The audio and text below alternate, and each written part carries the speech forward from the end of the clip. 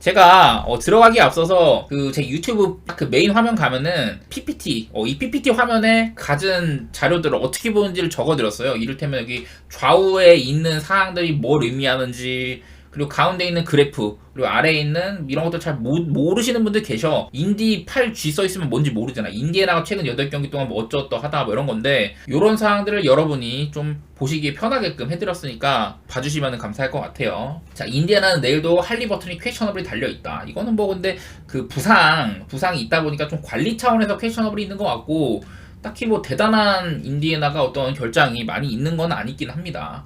메서린 같은 애들, 그래도 요새는 메서린도 잘해주긴 하거든요. 식스맨으로 괜찮게 해주긴 하는데, 무튼 메서린도 있으면 인디애나가 득점을 뽑는 데는 도움이 많이 될 것이다. 근데 인디애나가 최근 8경기 동안 득점도 그렇고 실점도 그렇고 뭔가 애매합니다. 최근 8경기 인디애나가 5승 3패거든요. 근데 그 기간 동안 보스턴, 뉴욕, 세크라멘토 같은 팀들한테 패배를 했고, 승리한 팀은 엔비드가 이때 아마 없었을 거예요. 필라델피아랑 피닉스한테 이기고 멤피스한테 이기고, 특히 피닉스 잡은 게 굉장히 인상적이었었는데, 또 최근엔 샬럿이랑 휴스턴 잡고. 근데 그 전에 3경기 진 거 꼬라지 보면은 사실 인디애나가 아주 분위기가 좋다고 말하기 힘들어요. 인디애나의 특징은 일단 요즘에 3점이 잘 안 들어가는데 2점 슛은 잘 들어간다. 한마디로 상대팀의 리머텍을 많이 공략하고 있다고, 이런 것들이 보이는데, 반대로 수비도 분명히 실점한 등수에 비해서 22등으로 실점을 하고 있는데, 야투 방어율이나 3점 방어율은 괜찮단 말이야. 한마디로 인디애나는 빠른 템포로 경기 운영을 해가지고 실점 자체는 많은 편이다. 골스는 어떠냐? 골스는 제가 여러 번 폭설로 경기 못 치르고 난 이후에 확실히 좀 오바팀의 색깔을 많이 갖췄다라고 했는데,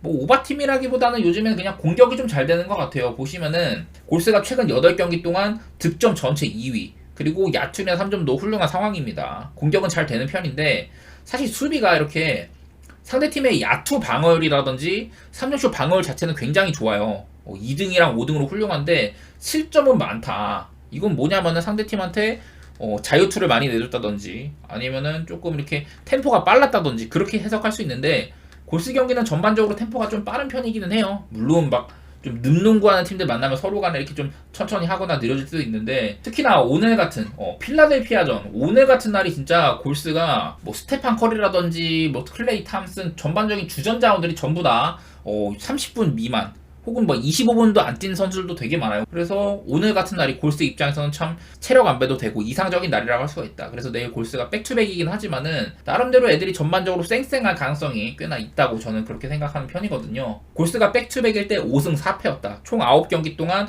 평균 득점, 야투율, 3점슛, 그리고 상대팀 수비적으로는 상대팀한테 117.8점가량 허용을 하고, 야투율 48%로 허용, 3점 36%로 허용, 뭐 이런 식인데, 뭐 공수 양면에서 그냥 평범했습니다. 골스는요, 백투백일 때도. 이거는 인디애나가 골스의 그 인사이드, 인디애나 보시면 아까도 말했지만 3점 같은 건 빈약한데 야투율은 굉장히 좋다. 한마디로 2점슛 야투율이 높다는 소리인데, 골스의 인사이드는 그래도 강한 편은 아니거든요. 높이도 낮은 편이고, 제가 맨날 얘기한 게 인디애나가 터너, 시아캄, 네이스미스에다가 뭐 제일런 스미스, 메서린, 또 오비 토핀, 이런 친구들이 상대팀의 림을 때려 부순다, 그런 얘기들을 많이 했는데, 내일도 인디애나가 나름대로 골스 상대로는 그럴 가능성이 꽤 있긴 해요. 기본적으로 골스는 높이를 갖춘 센터 자원들 이런 친구들이 많지 않다 보니까 림 프로텍팅도 그렇게 막 대단하진 않고, 양팀 다 그 오펜시브 리바운드 빈도가 상당히 높은 팀이거든요. 제가 여러 번 말했지만은 인디애나의 가장 강력한 강점 중에 하나도 오펜시브 리바운드다. 근데 골든 스테이트도 리그에서 오펜시브 리바운드 시도도 많고 많이 따기도 하는 팀이에요. 골스는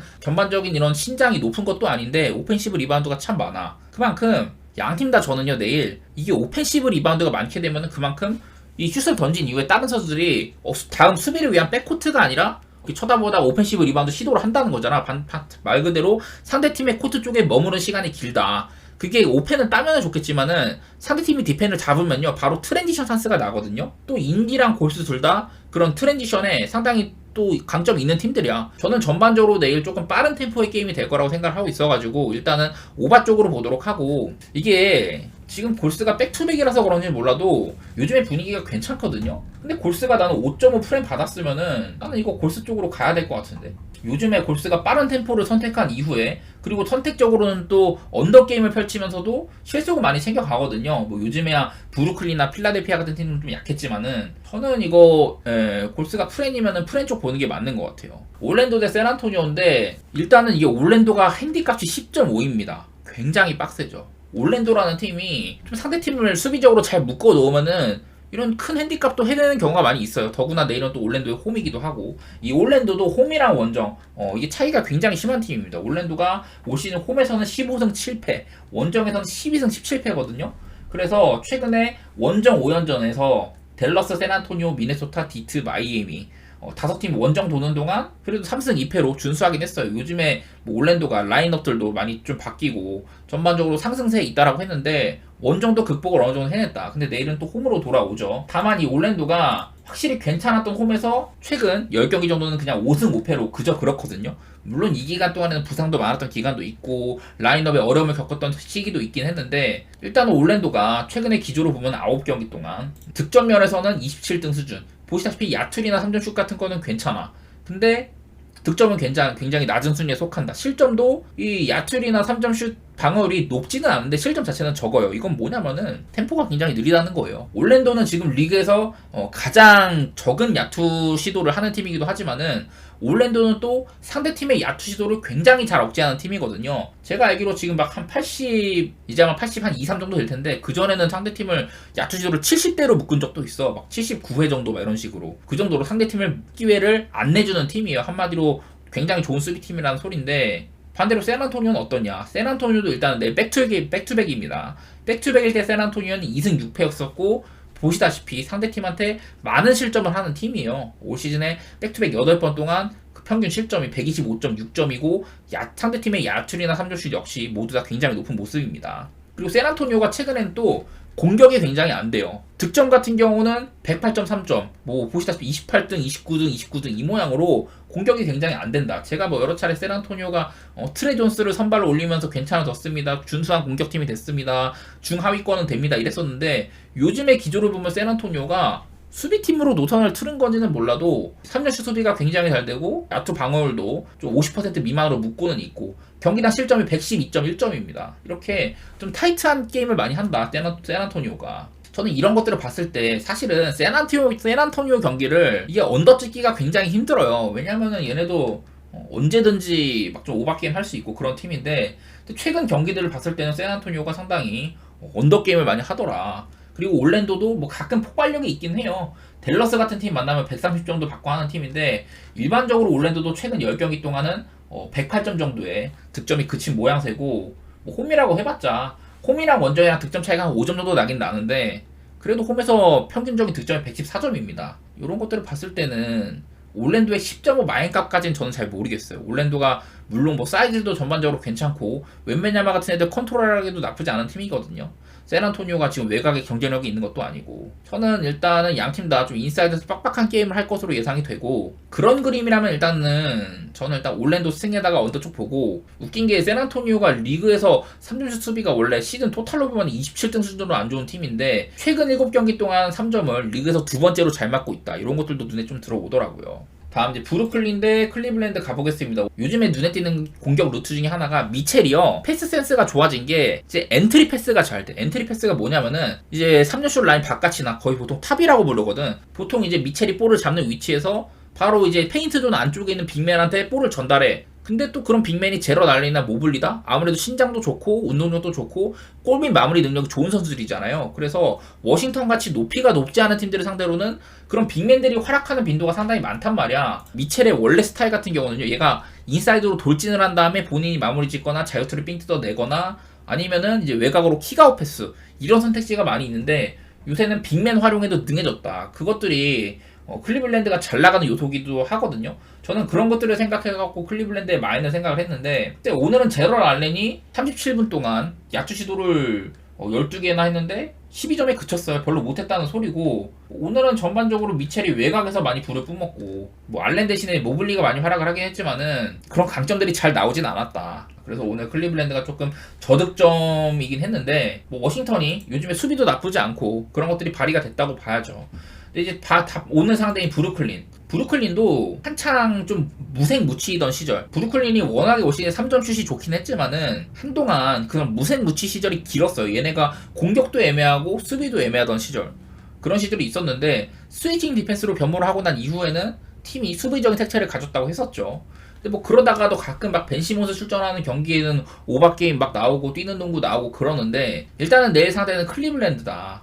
기본적으로 인사이드에 아주 큰 강점이 있는 팀이고, 지금 브루클린은 캠 존슨 빠져있고 로니 워커 빠져있고 이런 팀이어가지고 이런 외곽 옵션들이 상당히 좀 아쉬운 상황입니다. 브루클린이 물론 뭐 디니디, 캠 토마스, 미칼 이런 친구들 다 3점 던질 수 있지만은 요새는 브루클린이 캠 토마스 같은 애들 터지면은 물론 어떤 일이든 가능하긴 한데, 데이런 샤프라든지 핀니 스미스 이런 친구들도 지금 빠져 있어가지고 브루클린이랑 전력 누수가 조금 뼈아픈 상황입니다. 벤 시몬스가 돌아와도 사실은 뭐 수비 같은 것들은 강화가 되지만은 이게 스페이싱적인 측면은 조금 별로예요. 저는 그런 것들을 봤을 때 일단은 언더 게임을 생각해 보고 싶어요. 물론 뭐 클리블랜드가 최근 7경기 동안은 수비도 수비지만 공격도 좋거든요. 클리블랜드가 지금 7연승 하는 기간 동안 사실 3점수 수비는 잘 안 된다. 하지만 브루클린도 지금 3점 옵션이 많이 빠져있는 상황이다. 클리블랜드도 또 7경기 동안 평균적인 득점이 상당히 높았다. 저는 일단 언더 쪽 생각하고 있긴 합니다. 얘네들이 3점을 많이 던지는 편인데 3점슛 폼도 안 좋은 상태이기도 하고 좀 어려운데, 저는 일단은 클리블랜드 승 쪽에다가 언더 보도록 할게요.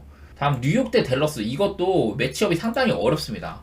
기본적으로 뉴욕은 최근에 수비를 바탕으로 굉장히 잘하고 있잖아요. 근데 이 뉴욕이 이제 전 5경기 랜들이랑 아누노비가 동반 결장하고 있는 5경기를 한번 살펴봤는데, 일단은 수비적으로도 조금 내려왔다. 특히나 3점슛 허용률 보시면은 뉴욕 닉스가 최근 3경기 동안 실점 자체는 적은 편인데 야투 허용률이나 이런 3점 허용률 같은 경우는 되게 안 좋아요. 그리고 공격도 오히려 하위권이 많이 됐다. 랜들이 아무래도 없다 보니까 아누노비도 없고, 뉴욕이 그래서 지금 공수 양면으로 확실히 다운그레이드가 된 상황이거든요. 이 5경기 기간 동안은 뉴욕이 4승 1패긴 했는데 좀 많이 아쉬웠어요. 댈러스는 최근 10경기로 잡았지만 이게 좀 댈러스의 언더세도 눈에 띄고 얘네들이 좀 많이 지기도 졌거든요. 이 기간 동안 그 4승 6패 댈러스가 좀 안 좋았었고, 이때는 뭐 홈에서도 많이 지고 뭐 그런 것도 있는데, 저는 이거는 뉴욕의 결장을 좀 얘기를 하고 싶어요. 일단 기본적으로 뉴욕이 랜들이랑 아누노비도 빠져있고 그라임스나 로빈슨 같은 애들도 빠져있는 상황이다. 이렇게 빠져있는 내일 아웃이 확정된 선수들은 거의 다 주전급들도 대부분이고, 그라임스도 나름대로 벤치에서 한 20분가량 쓸 수 있는 선수고, 중요한 선수들이 많이 빠져있는 상태다. 그리고 지금 제일런 브런슨이 퀘셔너블에 걸려있는데, 제일런 브런슨이 직전 경기 때 발목을 다쳤어요. 발목을. 근데 이런 건 있더라고. 제가 저번에도 한번 뉴욕이 브런슨, 디빈첸조, 조시 하트 이렇게가 빌라노바 대학교가 NCAA 토너먼트 우승할 때 동문이라고 했었잖아요. 그때 한 팀을 이뤘던 선수들. 그래갖고 디빈첸조 피셜로 디빈첸조가 이랬어요. 인터뷰에서. 내가 브런슨이랑 같이 오랫동안 뛰어봐서 아는데 브런슨이 발목 다친 거 괜찮다더라. 그 친구는 괜찮다고 하면 진짜 괜찮은 거다. 이런 얘기를 하더라고. 그래서 디빈첸조 피셜로는 브런슨이 다음 경기 나올 가능성이 꽤나 높다고 하더라고요. 팀원 피셜이니까. 얘네들은 진짜 베프거든. 그래서 믿어보도록 하고, 일단은 뉴욕이 브런슨이 나온다더라 이렇게 생각은 해볼게요. 근데 저는 이거 얘기하고 싶은 게 뭐냐면은, 일단은 댈러스도 최근에 득점 실점 모두 다 별로 안 좋은 상황이다. 실점이 많이 안 좋은데 보면은 뭐 3점도 많이 얻어맞고 인사이드도 많이 허용을 한다. 라이블리가 최근에 없다 보니까. 근데 공격도 사실은 뚜렷하게 잘하고 있지는 않아요, 뉴욕이. 근데 문제는 뭐냐면은 댈러스가, 문제는 뉴욕이 지금 공격이 아주 바닥났다는 거. 제가 직전 양 팀의 맞대결이 올 시즌에 한 번 있었거든요. 근데 1월 12일 날이니까 얼마 안 됐는데, 마침 그때는 랜들이나 아누노비가 다 트레이드 된 이후야. 뉴욕이 제가 트레이드 이후에 다 1패밖에 없다고 했었거든요. 근데 그 1패가 바로 댈러스입니다. 심지어 그 댈러스는 돈치치가 없는 날이었거든요. 제가 그 경기를 하이라이트를 쭉 봤는데, 일단 기본적으로 1쿼터부터 댈러스가 오지게 앞서 나갔어. 거의 막 44점인가 때려 박으면서 1쿼터부터 개오바였었고, 딱 이제 우리가 아는 뉴욕의 페이스대로 안 갔던 경기예요. 근데 그 하이라이트를 쭉 보니까 뉴욕이 막바지 4쿼터 때는 거의 한 20점 차 나던 경기를 역전까지 했었거든. 역전인가 한 1점 차까지 따라잡았나. 하여튼 뉴욕이 되게 잘했는데, 그 원동력이 랜들의 손에서 나온 거였어요. 랜들이 그날 32득점인가 했는데 말 그대로 댈러스 인사이드 때려 부수고 드라이브인 확실하게 잘해주고 또 마무리를 안 하면은 또 킥아웃 패스 본인이 밀고 들어가다가 외곽으로 찔러주면은 뭐 브런슨이든 디빈첸조든 다 3점 꽂아주고 이런 경기였단 말이야. 근데 그 랜들이 없다는 거. 확실히 직전 경기 뉴욕과 댈러스의 맞대결. 댈러스가 뉴욕 상대로 한 20점 차 앞서 나가던 경기를 뉴욕이 거의 뒤집기 직전까지 갔던 거는 랜들의 활약이 굉장히 컸는데 지금 랜들이 없죠. 그리고 랜들이랑 아누노비가 없는 현재의 뉴욕은 물론 브런슨이 지금 뭐 MVP 레이스 6위에 올라갈 정도로 되게 잘하고 있는 건 맞는데 댈러스의 약한 인사이드를 공략하려면 이게 사이즈 좋은 선수가 분명히 필수적이란 말이야. 제가 저번에도 말했죠. 조시아트, 아치우아 이런 친구들은요 개인 공격 능력은 거의 전무한 선수들이에요. 제가 조시아트는 그 잘하고 있는 기간 동안 많은 시간을 부여받는 기간 동안 야투율이 막 30%라 그랬고 아치우아는 42.5% 정도 되지만 거의 다 받아먹기 득점이다. 이 친구가 포스트업으로 밀고 들어가고 뭐 드라이브는 하고 이거는 말이 안 돼요. 그런 능력 없는 친구들이고 그런 것들을 생각했을 때 저는 이거는 직전 경기 맞대결에서 보여진 점이라든지 최근 뉴욕이 아누노비나 랜들이 없었을 때 공격 방식 그런 것들을 좀 게임 스타일을 고려를 하면은 저는 일단은 댈러스 쪽을 좋게 볼게요. 샤킬 오닐이 이런 말을 했어. 내 눈에는 돈치치나 어빙은 똑같은 놈들이다. 얘네들이 같은 팀에서 뛰는 거는 시너지가 안 난다. 이런 인터뷰를 했거든요. 근데 얼추 맞는 말이야. 왜냐면은 올 시즌에 댈러스가 돈치치나 어빙이 같이 뛴 거 말고 각각 혼자 뛰었을 때 돈치치가 없을 때 어빙 혼자 어빙이 없을 때 돈치치 혼자 이럴 때도 경기력들이 충분히 나쁘진 않았어요. 직전 제가 아까 말했다시피 그 트레이드 이후에 아주 강력했던 뉴욕을 한 번 제압했던 게 돈치치가 없는 어빙이었다. 우리가 일반적으로 야 돈치치가 댈러스에서 차지하는 부분이 어빙보다 훨씬 크지 않냐 굉장히 중요하지 않냐고 했는데 그날 어빙은 본인도 44점 때려봤고 다른 팀원들도 활용을 굉장히 잘했습니다. 팀 하드웨이 주니어라든지 조쉬 그린 막 이런 친구들 활용 되게 잘해가지고 그날 댈러스가 뉴욕한테 패배를 안겼어요. 저는 뭐 샤킬 오닐의 말을 어느 정도 동감은 하지만은 아무리 그렇다고 한들 지금 댈러스의 이런 교통정리보다도 뉴욕의 랜들이랑 아누노비가 없는 공백이 훨씬 더 큰 부분인 것 같다. 게임 플레이 스타일을 보고 저는 분석을 했는데 댈러스 승에다가 언더 쪽으로 요즘엔 뉴욕을 봤을 때는 공격을 그렇게 막 잘할 수 있을까 댈러스 상대로 그런 생각이 드네. 그 댈러스 승에다가 언더 쪽 보도록 할게요. 길게 말한 것처럼 되게 빡센 경기예요 이 경기도. 다음 미러키 대 미네소타. 자 이름부터 동서부에서 상당히 높은 순위에 있는 동서부 3등 팀 간의 대결이거든요. 참 배팅하기가 싫습니다 일단은. 지금 미러키는 직전 경기 미들턴이 부상으로 중간에 아웃돼갖고 5분밖에 못 뛰고 나갔거든요. 내일도 아무래도 미들턴이 못 뛸 가능성이 꽤나 커 보인다. 그래서 그 자리에 코너튼이라든지 크라우더 이런 친구들이 아마 기용이 될 것 같고 그리고 요즘에 이게 로페즈가요 로빈 로페즈인지 브룩 로페즈인지 모릅니다. 브룩 로페즈가 개인사로 지금 3경기 연속으로 결장하고 있거든요. 그래서 내일은 나올지 안 나올지 모르겠어. 그게 아직까지 안 나와가지고 개인적인 사유로 결정하고 있다고 하는데 그러면은 언제 돌아올지 모르죠. 그러면 또 막 바비 포르티스 같은 애들 갈릴 거고 맨날 말하지만은 미러키는요 벤치가 너무 부실해. 벤치가 너무 부실하고 작년에야 뭐 그 제이본 카터라든지 뭐 이런 친구들이 막 활약해줬는데 올 시즌에는 벤치가 확실히 좀 부족하죠. 그리고 또 릴라드도 시즌 경기 부상으로 결장을 했는데 내일도 일단은 퀘셔너블이라고 합니다. 나올지 안 나올지 모르고 내일 미네소타가 요즘 같은 수비력에다가 고베어나 타운스 정상적으로 나온다면은 이 미러키가 조금 고전하지 않을까. 쿤보도 인사이드 파고들었고 본인의 마무리 능력 선보이기도 좀 힘들 것 같고 지금의 미러키도 그 외곽 같은 게 조금 오락가락하는 팀이기도 하고 반대로 요즘은요 미네소타가 오히려 득점 같은 것들은 별론데 3점 슛이 리그 2위입니다. 최근 10경기 동안. 그런 것들도 확인이 되고 여전히 수비력 괜찮고 또 그리고 내일은 이게 아마 못 나올 가능성이 높긴 한데요. 제가 아까 그 몬테모리스를 트레이드 해왔다고 했잖아요. 제 여기 보시면 이게 가운데 제 마우스 포인터 보시면 이게 어시스트 대 턴오버 비율이거든요. 한마디로 턴오버는 적게 하고 어시스트를 많이 할수록 이게 좋은 지표란 말이야. 근데 미네소타는 턴오버가 리그에서 4번째로 많은 팀이에요. 4번째로 많은 팀이라 가지고 사실 콜리가 없으면 얘네가 공격 전개가 잘 안 돼. 볼을 잃는 경우도 되게 많고 앤트맨이나 타운스나 좋은 스코어러긴 하지만은 턴오버가 굉장히 많은 선수들입니다. 이 몬테모리스가요 이 친구 커리어 어시스트 대 턴오버 비율이 5.0이거든요. 근데 이 현 세대에서 최고의 포인트 가드가 누굽니까? 크리스 폴이 이제 퓨어 포인트 가드 중에서는 가장 안정적이고 그런 좋은 선수잖아요. 어시스트도 잘하고 턴오버도 많이 안 저지르고 크리스 폴의 커리어 턴오버 대 어시스트 비율이 4.1인데 몬테모리스는 5.0이에요. 한마디로 턴오버가 굉장히 적고 안정적인 핸들러에다가 어시스트도 준수하게 때려주는 선수다 이런 건데 그런 친구들을 잘 데려왔죠 되게. 내일 만약에 몬테모리스가 나온다면은 저는 미네소타가 좋은 면모를 선보일 것 같은데, 근데 일단은 다우풀에 걸려있고, 미러키가 지금 경기당 득점 전체 1위를 탈환을 했습니다. 한마디로 미러키는 득점 생산력이 리그에서 가장 좋은 팀이다, 뭐 이런 것들이 보이거든요. 근데 최근에 7경기 동안 미러키는 득점 부분에서 115.3점에 그치고 있다. 리그 17등 수준이고, 이 가운데는 기본적으로 3점 같은 것도 안 터지는 것도 있었고, 쿤보라든지 릴라드라든지 막 결장한 경기도 덜어 있었고요. 이게 미러키가 선수가 되게 좁아. 선수 운용 폭이. 내일은 또 미들턴도 결장할 수도 있고, 이 벤치는 안 그래도 좀 뎁스가 얇은 편인데 막 릴라드 같은 애들 빠진다 이러면은 저는 요즘 같은 문제가 또 계속될 수 있다고 보거든요. 이게 언더 기준점이 굉장히 낮은데 이건 미네소타의 팀 특성을 생각을 한 것 같아. 일단 저는 미네 프렌에다가 언더 쪽으로 한번 살펴보도록 할게요. 다음으로 멤피스 대 시카고 보면은 멤피스가 여전히 결장자가 되게 많아요. 그리고 틸먼은 아예 8개까지 했고, 그래서 뭐 직전 경기도 되게 막 허름한 라인으로 나왔는데, 멤피스가 최근 6경기 동안 6연패 중이거든요. 그래서 그 6연패 기간 동안 멤피스가 뭐가 문제였냐. 일단은 수비는 나쁘진 않아요. 인사이드 득점 허용이 굉장히 많은 편이지만은 그래도 득점 자체는 적은 편이었다. 상대의 이런 야투 시도를 굉장히 줄이면서 슬로우 템포를 유지를 했다, 멤피스가. 근데 문제는 뭐냐? 득점이에요, 득점. 멤피스가 6경기 구간 동안 득점이 101.7점밖에 안 돼. 리그 꼴찌 수준에다가 야투율도 꼴찌 수준. 근데 3점이 그나마 살아있어가지고 그래도 조금 체면치레는 한 거예요. 100점 이상 득점은 하고 있는데, 이 멤피스가 제가 여러 번 뭐 콘차, 캐너드, 빈스 윌리엄스 이런 친구들이 잘해주고 있다. 멤피스가 보시다시피 결장자가 되게 많지만은 이가 없으면 잇몸들이 굉장히 잘해주고, 잇몸이 없으면 틀리들이 굉장히 잘해준다고 했는데, 제가 사실 조금 무시했던 선수가 길야드거든요.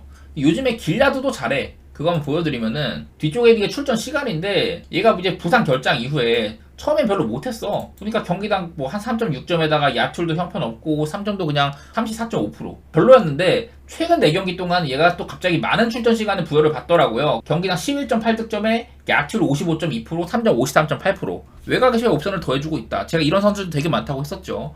캐너드 같은 애들이라든지 빈스 윌리엄스도 3점슛 좋고 요즘에는. 그리고 뭐 알다마 같은 애들. 빈스 윌리엄스는 사실 요즘에 좀 부상으로 오락가락하기도 하고 직전 경기는 별로였지만은 이런 많은 출전 시간을 부여받고 있는 와중에는 뭐 야투율 49%, 3점 44.6%, 경기당 16득점 정도, 이렇게 훌륭한 윙자원이죠. 알다마도 요즘에 좀 결장 한번 했다가 다시 나오고 있는 와중에는 야투율 45%, 3점 45.7%, 이렇게 전반적으로 괜찮아요.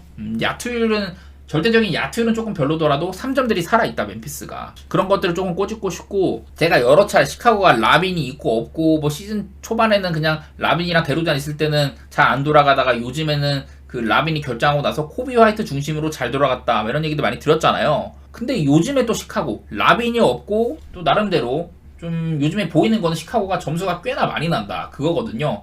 최근 6경기 동안 시카고가 그냥 뭐 3승 3패거든요. 물론 뭐 레이커스, 뭐 토론토 만나서 지고 세크 만나서 지고 그런 거긴 한데, 최근 경기들 보면은 얘네가 점수가 꽤 많이 납니다. 최근 6경기 평균 236점 정도 터지고 있다. 그러니까 특히나 이 공격 부분에서 3점이 잘 안 들어가는데도 상위권이에요. 직전 경기는 또 막 시카고가 드러먼드 이용해가지고 투빅 라인업 세우기도 하고 라인업 변수도 꽤나 많아. 근데 어쨌든 그게 경기력으로 이어지니까 미네소타 상대로 129대 123으로 경기를 하는 거는 정말 대단한 거죠. 이게 물론 그리고 연장 간 거긴 하지만은 연장 가기 전에도 이미 기준점은 오바였었다. 사실 투빅 라인업을 돌리면 굉장히 빡빡해야 되는데 드러먼드가 대활약을 해주면서 오바도 났고, 저는 이게 요즘에 일단은 시카고가 오바 냄새가 많이 난다. 그리고 멤피스도 체면치를 해주는 편이다라더라. 이런 것들 생각하면은 일단 오바 쪽 좋게 보도록 하고, 그렇다고 해서 내일도 뭐 자책주가 퀘스천어블이긴 하지만은 멤피스가 여전히 정상 경기력은 아닙니다. 그리고 또 옛날에도 한번 말씀드렸는데 멤피스는요, 홈에서는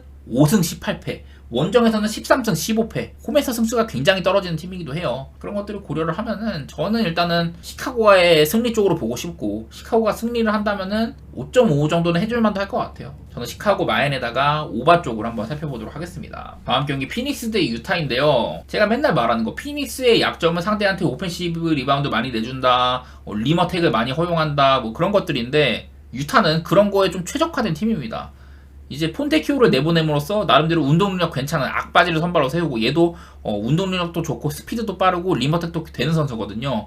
거기다가 마카넨, 콜린스, 워커, 캐슬러, 올리닉 등등 높이는 충분하고, 유타는 오펜시브 리바운드 전체 2위 팀이에요. 피닉스의 약점을 공략할 만하다. 그런 것들이 있어. 나름대로 요즘에 피닉스가요, 이 볼이 옛날 마누투 볼이라는 NBA 막 초장신 선수였나? 하여튼 그 선수 아들입니다. 얘도 221이거든요, 키가. 물론 운동력 같은 건 훌륭하진 않지만은 경기당 한 16.5분밖에 안 뛰는데 16.5분 뛰는데 경기당 리바운드가 6개예요. 그러면 36분으로 환산하면은 거의 뭐 한 14개 막 이렇게 되는 거거든. 하여튼 적은 시간을 뛰면서 쏠쏠하게 리바운드 잘 챙겨준다. 득점도 한 8점가량 해주고 3점도 심지어 많이는 안 던지지만 43%야. 그러니까 이런 유타 같은 높은, 물론 얘도 좀 얄쌍한 편이어가지고 파워는 많이 딸려요. 그래가지고 아주 막 마냥 피닉스의 문제를 해결해 줄 거다 이렇게 볼 수는 없긴 한데, 어쨌든 오펜시브 리바운드를 많이 억제를 해줄 수 있는 편이고 그런 점들이 눈에 들어오더라고요. 그래서 유타가 일단 내일 또 원정이잖아요. 다들 아시겠지만은 원정 유타는 홈이랑 확실히 좀 다르고,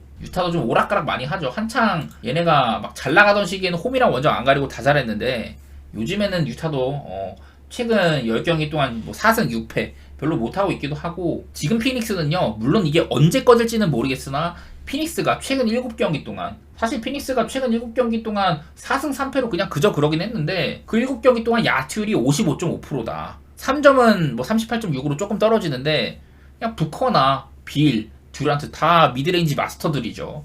이런 친구들도 있고, 그레이슨 알렌도 훌륭한, 지금 뭐 180콜로에 속해 있다 이런 얘기도 들었던 것 같고, 피닉스는 이제 벤치에서 에릭 고든 같은 애들이 못 살아나고 있다, 그런 것들은 아쉽긴 한데, 그래도 나름대로 볼볼 기용 시간 늘리면서 좀 해결책을 찾았다. 본인들의 약점을 메꾸는 방법을. 그리고 더구나 유타도 제가 좀 최근 4경기로 조사를 하긴 했는데, 그전에는 그냥 다 오바팀이었어. 다만 최근 4경기 동안 뉴욕, 필라델피아, 미러키, 오클라호마 이런 팀들 만나면서 유타의 평균 득점이 많이 좀 떨어지긴 했습니다. 118.5점 이렇게 적혀있는데, 유타는 여전히 비교적 낮은 야투 성공률이나 3점슛 성공률 순위 11등 18등인데 반해서 득점 자체는 전체 8등이다. 이거는 말 그대로 템포가 빠르다는 거거든요. 피닉스도 달리라면 달리는 팀이고, 그런 것들을 고려를 했을 때는 저는 일단은 오바 쪽을 좋게 보도록 하고요. 그리고 레이커스 대 덴버 해볼 텐데, 눈에 들어오는 거는 덴버가 맞대결상으로 6연승 중이라는 거. 그게 일단은 좀 가장 다가오는 부분이더라고요. 덴버가 맞대결 6연승 중인데, 이거는 대부분이 작년 아마 그 컴파였나? 컴파인가 2라운드인가? 하여튼 거기서 덴버가 4대0으로 레이커스 부셨습니다. 그게 일단은 가장 생각이 나는데, 이게 레이커스가요, 최근 6경기 동안은 뭐 득점도 그렇고 다 괜찮아. 오바팀이요, 오바팀. 득점 전체 3위, 상대한테 수비 같은 경우는 28등 수준으로 허용. 근데 보시다시피 레이커스도 안 좋은 야투 성공률이나 이런 것들에 비해서 득점은 3등. 그 괜찮았던 야투 방어율에 비해서는 실점 전체 28등. 이렇게 레이커스는 일단 뜁니다. 레이커스는 뛰는데, 문제는 덴버가 이게 언더팀이라는 거거든요. 이래갖고 이 경기가 되게 어려워. 레이커스는 요즘에 오바 기조인데 덴버는 언더 기조다. 덴버가 리그에서 괜찮은 수준의 수비팀이고, 득점은 지금 굉장히 부실한 상태예요. 이렇게 야투율도 안 좋고. 덴버가 사실은 수비가 잘 되는 와중에 공격을 절반 정도로 하면 참 덴버의 색깔인 건데, 요즘엔 그렇지 못하고 있다. 과연 이 경기가 어느 팀의 흐름대로 갈 것이냐인데, 저는 일단은 레이커스의 프렘 보고 있긴 합니다. 이거는 어떤 거를 보냐면은, 솔직히 좀 요행에 기대는 거긴 한데, 레이커스가 올 시즌에 강팀들을 지금 만나는 족족 때려 부수고 있거든요. 저번에 뉴욕 부셨지, 보스턴 부셨지, 오클도 부셨었고, 최근에 강팀 만날 때마다 뭐 클파한테 한번 지긴 했는데 강팀 만날 때마다 부수고 있거든요. 일단 그런 점들 때문에 덴버가 요즘 조금 흔들리는 편이기도 하고, 막 요키치도 요즘에 대단히 막 잘하고 있진 않잖아요. 트리플 더블 소식 들려오곤 하는데, 한창 좋았을 때 막 캐리했던 모습, 그런 수준까지는 요즘에는 잘 안 나오거든. 저는 일단 레이커스 프렌의 언더 쪽으로 보긴 하는데, 이 경기는 많이 까다롭네요. 지금 레이커스 경기를 언더 가는 것도 뭔가 조금 마음에 많이 걸리고. 그 다음에 포틀랜드 대 디트로이트.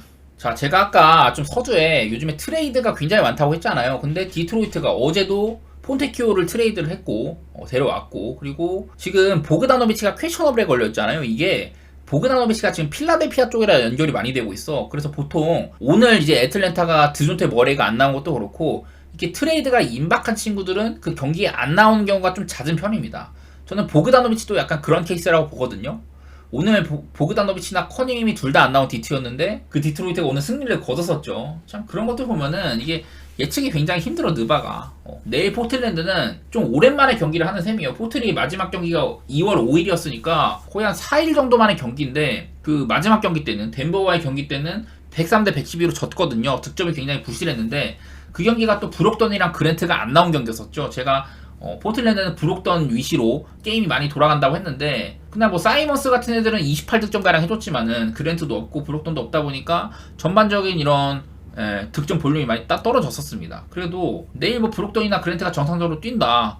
지금 그런 상태거든요. 여기 나와 있는 대로는. 그런 상태라면은 포틀랜드의 득점도 어느 정도는 좀 받쳐줄 거라고 생각은 듭니다. 반대로 디트로이트는 최근에 그냥 득점 많이 하고 있죠. 저는 이 경기가 기준점이 230도 안 되길래 아무래도 포틀 때문에 조금 언더를 준 것 같다라고 생각을 했지만은 요즘에 포틀 경기 그래도 포틀 득점력 봐줄만은 해요. 상대가 또 수비가 안 좋은 디트로이트이기도 하고 그리고 디트로이트는 굉장히 빠른 템포로 좀 공격을 하는 편이기도 하고 이 포틀랜드도 요즘에는 야투 시도도 꽤나 많아질 상태다. 그런 것들을 고려를 했을 때는 나는 일단은 커니엠이나 보그다노비치가 없어도 오늘 디트로이트가 133득점을 해냈다. 그런 것들 봤을 때는 물론 뭐 3점이 진짜 잘 터진 거긴 한데 저는 그래도 오바 쪽을 보기는 볼 것 같아요. 그리고 또 이런 게 있어요. 그 디트로이트가 올 시즌에 커닝햄이 정상으로 뛰었을 때 3승 37패. 근데 커닝햄이 없었던 경기 10경기 동안 4승 6패라고 합니다. 디트로이트가 올 시즌 7승 중에 4승이 커닝햄이 없었을 때 나왔대. 포틀드 디트로이트 요즘 막 디트로이트 하는 거 보면 오늘도 제이든 아이비가